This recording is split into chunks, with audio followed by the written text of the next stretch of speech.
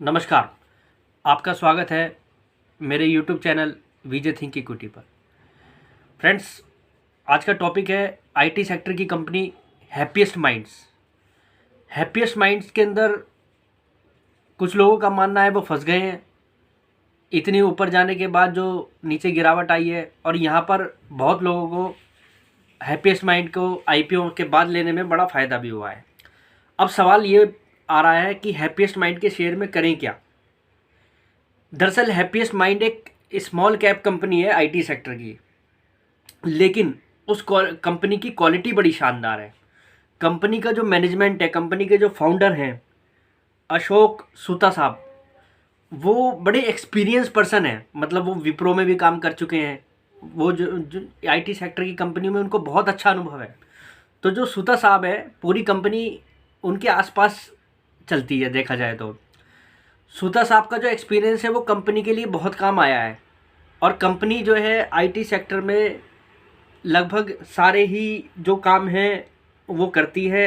Cloud services देती है, drone से रिलेटेड भी काम कर रही है, एआई आर्टिफिशियल इंटेलिजेंस भी इससे रिलेटेड भी सर्विस देती है, सास एज ए सर्विस SaaS वो भी सर्विसेज देती है। कंपनी का रेवेन्यू जो है वो बेसिकली बाहर से ही आता है।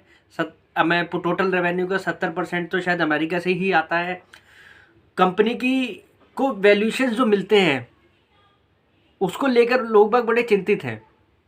लोग बागों का कहना ये है कि कंपनी के वैल्यूएशंस थोड़े हाई लगते हैं, हाई पी लगता है।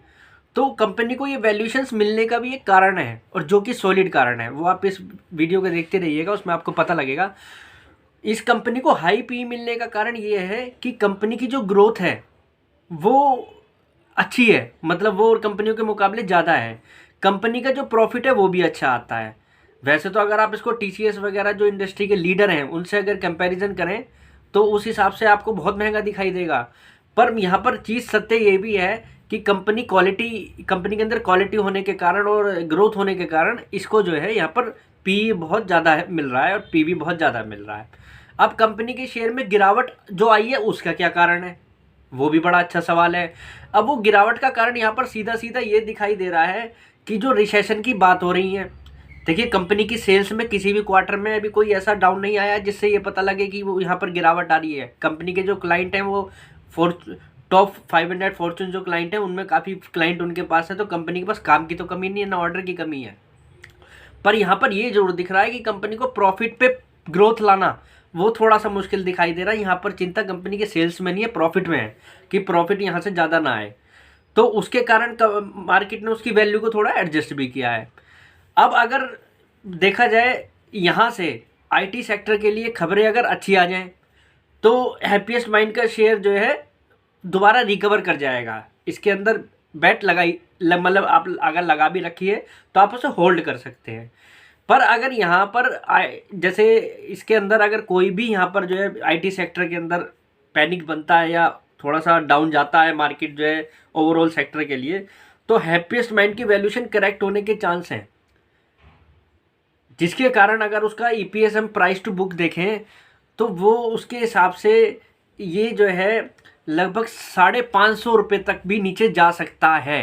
मतलब 550 रुपये का इसके अंदर डाउन साइड है।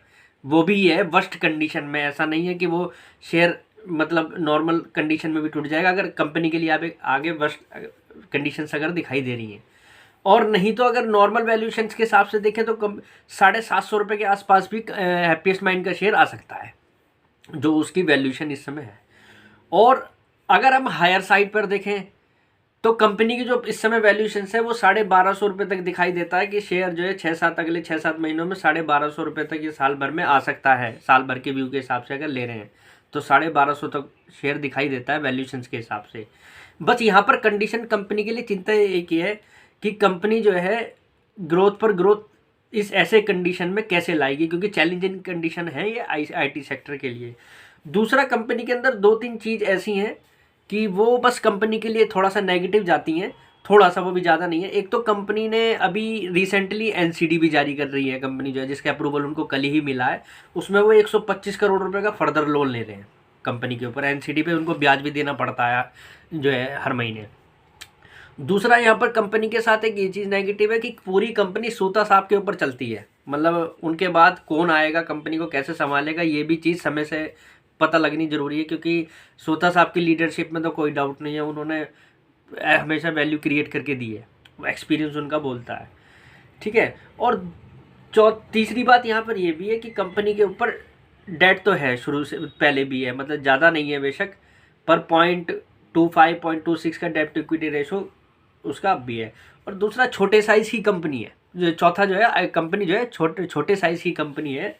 तो स्मॉल कैप कंपनियों में आईटी सेक्टर में बस यही डर रहता है कि मतलब मंदी आती है तो इन पे मार ज़्यादा पड़ती है, पर इस कंपनी के अंदर क्वालिटी होने के कारण इसको जो प्राइस मिल रहा है, जो इसको वैल्यूशन मिल रहे हैं, वो इसीलिए मिल रहे हैं कि इसका क्वालिटी जो है वो बड़ी कंपनियों के हिसाब से साइज़ बेशक छोटा है, तो इसको हम स्मॉल कैप कंपनी साइज़ के हिसाब से कहेंगे, क्वालिटी के हिसाब से लार्ज कैप कंपनी है।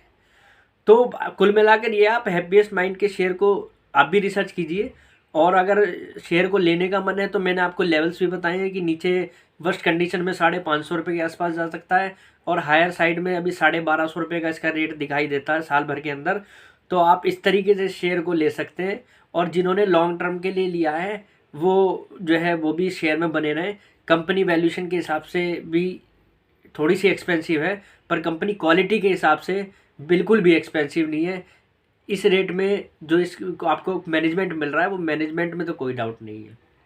तो थोड़ा सा आप वैल्यूशंस को एडजस्ट कर सकते हैं, और जिन्होंने हायर साइड पे ले लिया है उनके लिए यही सजेशन है कि अगर शेयर को होल्ड करें तो नुकसान तो नहीं होता दिखाई देता इस कंपनी के अंदर। आईटी सेक्टर की अच्छी कंपनी है, प्रोडक्ट वाइज भी क्वालिटी वाइज।